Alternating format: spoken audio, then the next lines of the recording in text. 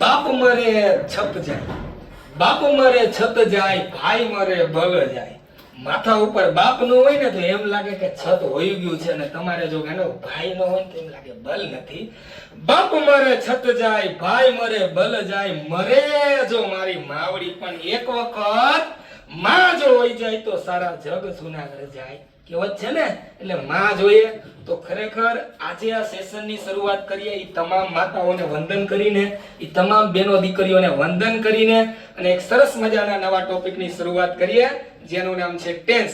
ફરીથી યાદ દેવરાઈ દઉં, હું તમારો વાક્સર, આપણી આ ચેનલ વાક્સર, બરોબર. એની અંદર જે સાયન્સ એક્ઝામ ઓરિએન્ટેડ સિરીઝ જે શરૂ કરી છે એનો નેક્સ્ટ એપિસોડ એટલે કે ટેન્સ. કયો બાળકો? ટેન્સ. ચલો ટેન્સ ની અંદર છોકરાઓ આજે આપણે ભણવાના છીએ સાદો વર્તમાન કાળ. શું ભણવાના છીએ ભાઈ? સાદો વર્તમાન કાળ. શું ભણવાના છીએ બાળકો? સાદો વર્તમાન કાળ. તો સાંભળો, કોને કહેવાય સાદો વર્તમાન કાળ? સૌથી પહેલા વાક્યની અંદર જોઈએ ક્રિયા, અને ઈ ક્રિયા પછી છેલ્લો શબ્દ હોય છે, છો, છું કે છીએ, તો સમજી લેવાનું એને કહેવાય સાદો વર્તમાન કાળ. ઓકે, પ્રશ્ન ઈ થાય તો કે ક્રિયા એટલે શું?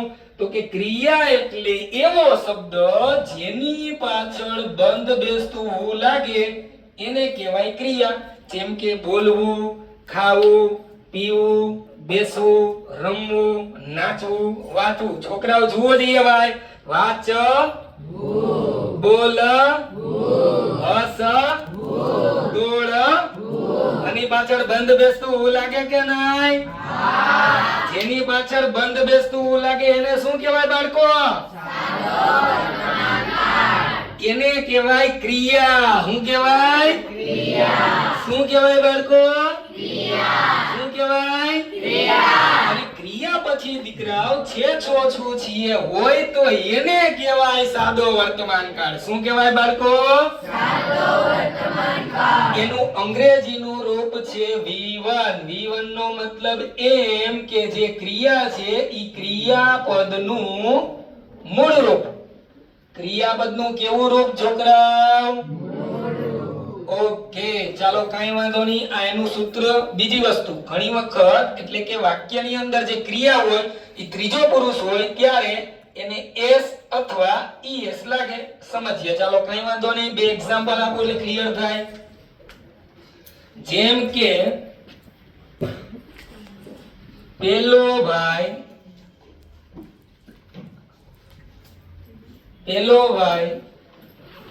વાક્ય લખે છે. ચાલો ભાઈ, સૌથી પહેલા શું કરવાનું? હા, શું કરવાનું? એલાવ ચેપ્ટર ઓળખવાનું. જુઓ જોઈએ ભાઈ, વાક્યની અંદર બેટા બંધ બેસતું હું લાગે એવો શબ્દ છે, જેની પાછળ બંધ બેસતું હું લાગે એને શું કહેવાય? ક્રિયા. હાલો, ક્રિયા પછી છેલ્લો શબ્દ છે, છો, છું, છીએ છે, તો એનો મતલબ એમ કે એને કહેવાય સાદો વર્તમાન કાળ. શું કહેવાય મારા બાળકો? સાદો વર્તમાન કાળ. સાદા વર્તમાન કાળનું અંગ્રેજીનું સૂત્ર શું છે? શું છે ભાઈ? અવાજ નથી આવતો.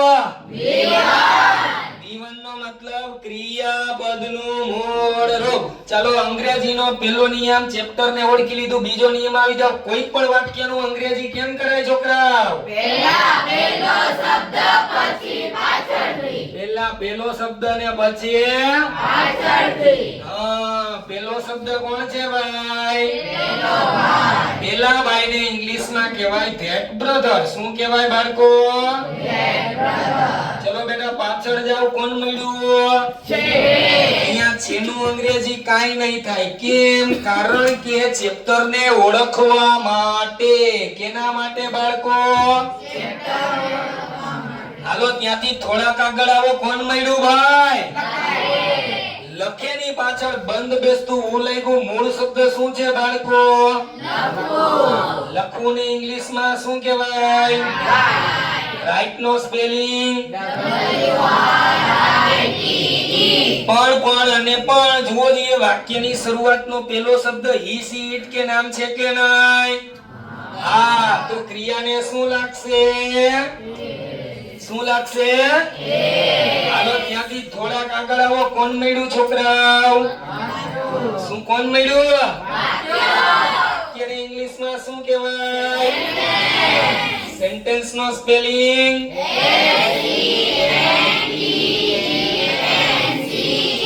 વાક્યવરું છેલ્લે એમ બચ્ચા એક વખત વાંચી જાવ જોઈએ.